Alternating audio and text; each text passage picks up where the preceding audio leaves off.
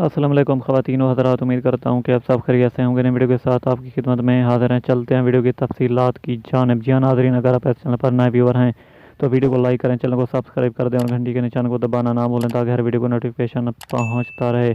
आज हम बात करने वाले हैं शहीन शाह की शादी जिसकी होनी थी इंशा अफरीदी से। जी हाँ नाज़रीन, हमको बताते चलें कि शाहिद अफरीदी की बेटी इंशा की शादी शहीन के साथ हो रही है और बहुत से प्लेयर इस नाज़रीन हमको बताते चलें कि इनकी शादी हो रही है और इस शादी में पाकिस्तान के क्रिकेटर हिस्सा ले रहे हैं जो कि पाकिस्तानी टीम में काम करते हैं और साबिक क्रिकेटर भी शामिल हैं, जैसा कि वीडियो में देख पा रहे हैं। जी हाँ नाज़रीन, आपको बताते चलें कि अब इंतज़ार की घड़ियाँ ख़त्म हो चुकी हैं।